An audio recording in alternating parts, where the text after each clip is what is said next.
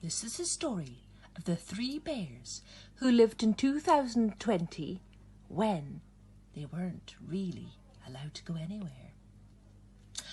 Oh, this porridge is just too hot, darling.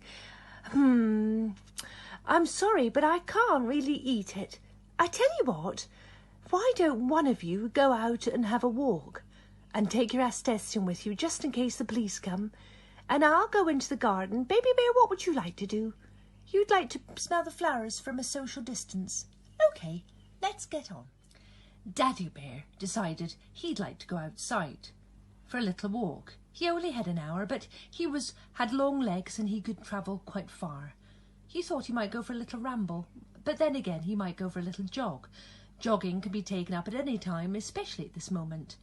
So off he went with his Astation in his hand, just in case he might be stopped by the police. Mummy sat in the garden reading all about nature and smelling the flowers, and Baby Bear was having a little tra-la-lying and skipping and doing all sorts of things.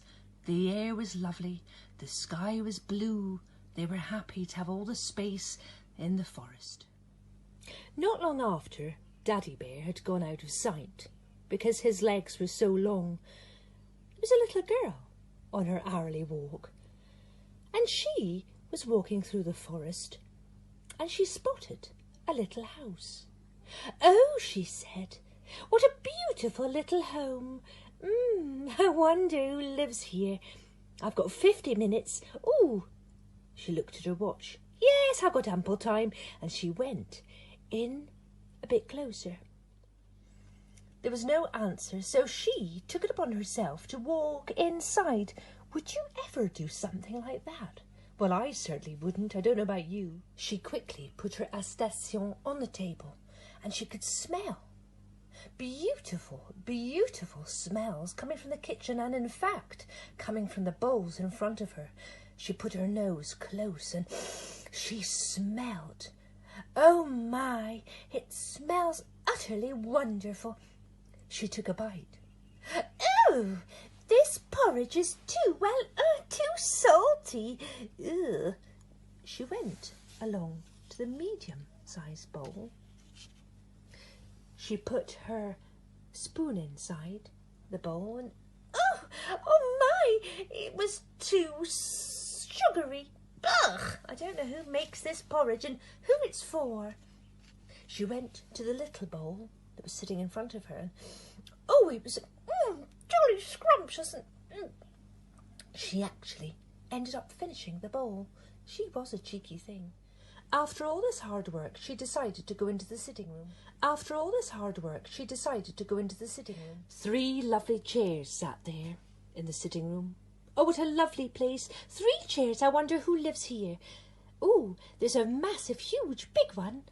Oh, I might just sit down on this chair.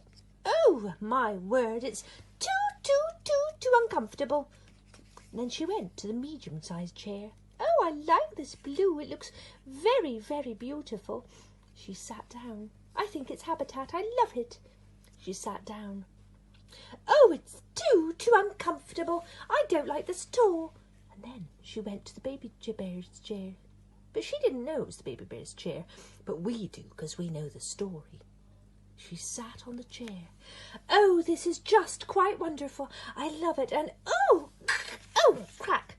She cracked and broke the chair. She was too big for it. She decided to walk along the corridor and see what else she could find. She saw a lovely bedroom with beautiful curtains swirling in the breeze. The window was open for some fresh air. Oh, 3 lovely beds. I wonder who lives in this beautiful cottage. She went to the first bed. Oh my, she just couldn't get comfortable. Oh, I don't like this big bed. It's not comfy for me. She jumped out of the bed and went to the medium bed. Oh, now this is too soft. I really, really don't appreciate it. And then she was so cheeky, she jumped onto the little bed. Her mummy had never told her you must never jump on beds. Then she went jumping to the Baby Bear's bed and, oh, this bed is just luxurious, it's wonderful, and before you could say anything more, she had fallen right asleep. In the meanwhile, Papa Bear came back from his walk. "Oh, I've got 5 minutes left. I've not been stopped, which is rather a good thing." And he got home. Inside the door, "I think also my porridge might be cool now. Mum, darling, Baby Bear, shall we go and have our porridge now?" "Oh, yes, Dad. Yes, let's go." They got to the table. They looked in the bowls. "Oh, wait a minute. I think somebody has been eating my porridge." Mummy Bear looked in her medium-sized bowl. "And I think that somebody has been eating my porridge." Baby Bear looked in his bowl and, oh, there wasn't even a crumb left, not even a little bit of honey at the bottom of the bowl. "Oh, somebody has finished my bowl of porridge and I'm starving hungry." "Don't worry, darling," said Mummy Bear. "I've got some more in the pan. I'll go and get some in a minute. Don't be sad. It's okay." So, after that excitement, they all went into the sitting room just to relax for a little bit. Daddy Bear went to have a sit in his chair. "My favourite chair from Habitat. I love it. Oh, I do believe that somebody has been sitting on my chair. It's terribly uncomfortable. It's not how I left it."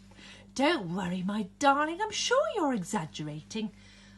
Right, I'm going to sit down in my chair and... Oh my, it's just not very comfortable. No, I think you're right, darling. Somebody has been sitting on my chair." Baby Bear was quite eager to sit on his chair and he sat on it. Oh, somebody has been sitting on my chair for sure, and well, now it's broken. I don't know what to do.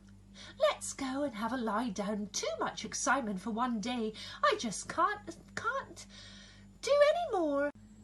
The three bears walked along the corridor. It wasn't a large cottage, but it was just enough for them. Daddy Bear went and tried his bed. "Oh, I'm so exhausted from that day. I'm going to lie... Somebody has clearly been sleeping and my bed is just not as comfortable as always. He was not happy. Mummy Bear went to her medium-sized bed and... Oh, my word! Somebody has certainly been sleeping in my bed and, oh, it's just not comfortable at all.